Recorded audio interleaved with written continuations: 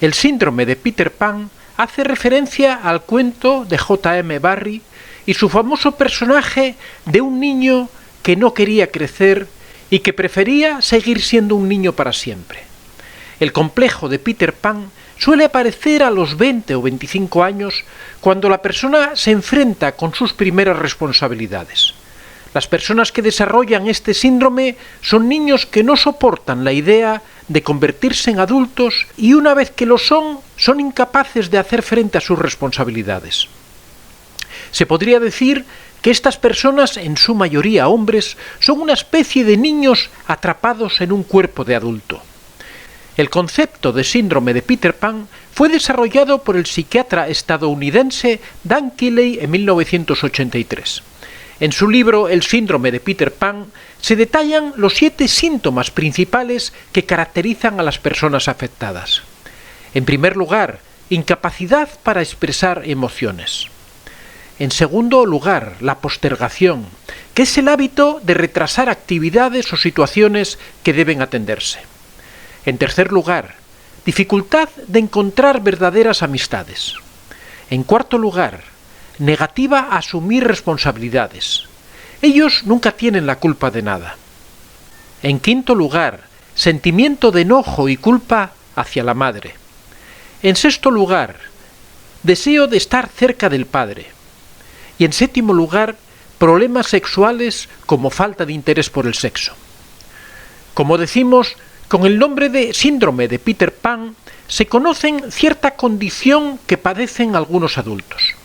Hace referencia a gente de edad madura que sigue comportándose con actitud infantil o adolescente. En muchos casos se trata de adultos que no terminan de aceptar sus responsabilidades o de entrar en una nueva etapa de su vida. Un estudio psicológico de las personas que encaja dentro de este síndrome revelan una profunda inmadurez a nivel emocional. Igualmente, dejan en claro una marca de inseguridad y mucho temor a ser aceptados socialmente. Muchos los llaman como una suerte de jóvenes eternos, enfrascados en desatender el mundo real y vivir en una perenne fantasía. Algo similar al personaje de Peter Pan que vive para siempre estancado en una misma edad en su país del nunca jamás. Una de las características de este síndrome es que las personas nunca logran desarrollar los roles que les tocan asumir. Por ejemplo, nunca llegan a ser realmente padres o parejas o profesionales destacados. Es decir, las metas que se esperan durante la vida adulta parecen no encajar con su perfil o con sus ambiciones. Incluso se le reconoce porque cuesta que se independice de sus padres. En ciertos casos, se trata de personas que siempre tienen relaciones afectivas muy superficiales. No les gusta tener mayores compromisos. Igualmente, se caracterizan por una marcada inestabilidad laboral. Esto último tiene mucho que ver con la llamada falta de compromiso antes mencionada. En algunos casos son descritos como una suerte de aventureros que siempre están dando vueltas de un lado para otro sin animarse a estabilizarse en un determinado lugar por mucho tiempo. En suma, pareciera ser una suerte de resistencia a crecer. Puede decirse que este síndrome de Peter Pan parece ser más frecuente en los hombres que en las mujeres. Algo que llama la atención es que esta peculiar condición pareció aumentar notablemente en las sociedades del siglo XXI. Uno de los rasgos de estas personas es que suelen sustituir las emociones afectivas por el consumo, lo cual es bastante común en una sociedad consumista como lo es la actual. Se trata de buscar una manera de placer inmediato, pero sumamente efímero. No es algo duradero ni que logra estabilizar la vida de la persona. Puede decirse que muchas veces es difícil de diagnosticar. Las personas que padecen esta condición suelen aparecer completamente despreocupadas y felices por todo lo que acontece. No obstante, esta es una suerte de careta. En realidad, en su vida demuestran una muy marcada soledad. Asimismo, suelen ser personas bastante satisfechas y que suelen tener una dependencia personal de manera constante. Esto se debe a que siempre necesitan de otra persona con la cual deben sentirse completamente protegidos. ¿Pero quién cumple ese rol de protector? Por lo general son los padres, o un hermano mayor, o incluso la pareja. No obstante, siempre demuestran que son personas que necesitan de esta dependencia de forma permanente. Ellos por su cuenta no son capaces de proteger a nadie y necesitan de la protección de otros de manera constante. Hay que tener en cuenta que este síndrome parece aumentar en los tiempos recientes. Muchas personas parecen padecerlo de manera constante, aunque no se dan cuenta. Se dice que esto se debe a que en la época en que vivimos conseguir las cosas es menos complicado que en otros tiempos, lo que hace que la gente tienda a madurar muy poco. Ciertamente, madurar consiste en enfrentar problemas y ver cómo se pueden resolver. Si estos problemas no se presentan, entonces no existe la necesidad de madurar. Hay que dejar en claro que el síndrome de Peter Pan suele tener ciertas consecuencias que ameritan ser estudiadas y prevenidas. Si bien la persona aparentemente está muy feliz, en realidad hay unos desajustes en su personalidad y en su adaptación a la sociedad. Lo primero que debemos tener en cuenta es que el síndrome de Peter Pan suele desencadenar varias alteraciones a nivel emocional. Lo más frecuente es que estas personas tengan muchos niveles de ansiedad y a la vez de depresión. Suelen confesar que se sienten poco contentos con sus realizaciones en la vida. Esto se debe a que su falta de compromiso hace que no sientan que sus logros sean suyos en realidad, por lo tanto tienen el problema de que no están orgullosos de sus propios éxitos. Todas las personas que padecen este síndrome suelen confesar que se sienten incomprendidos. Además, ni siquiera se dan cuenta del problema que padecen. Solamente lo hacen en situaciones sumamente críticas, cuando deben poner de su parte y enfrentar una situación, y ahí es cuando demuestran que no saben cómo comportarse.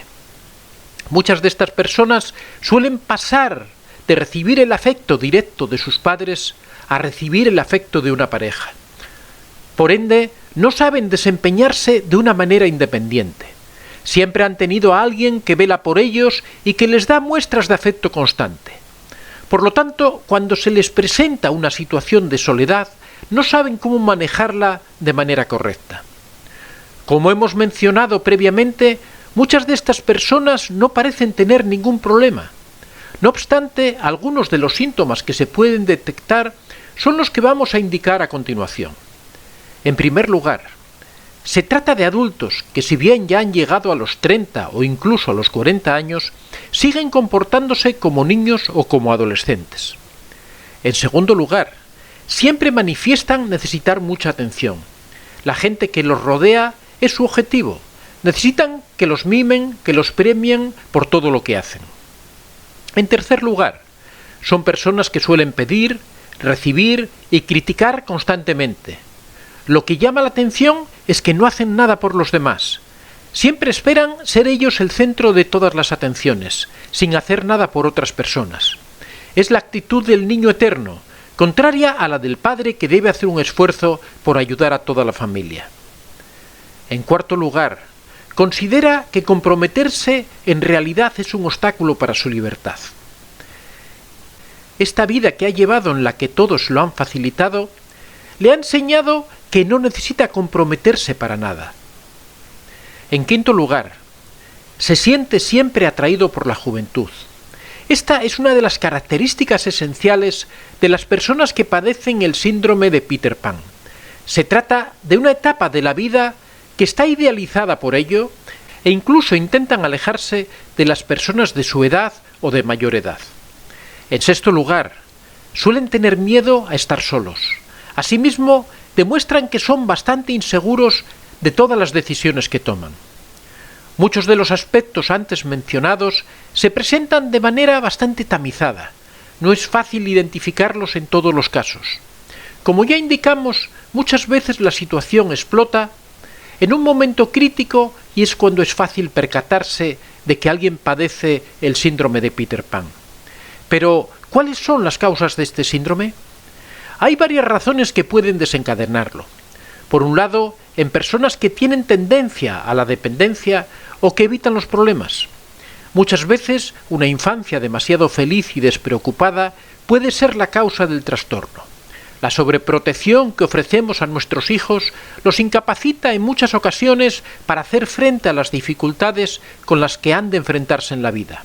La posibilidad de continuar bajo la sombra de padres o hermanos y posteriormente la aparición de una pareja tolerante a esta situación les permite perpetuar el trastorno y no asumir las responsabilidades inherentes a su edad.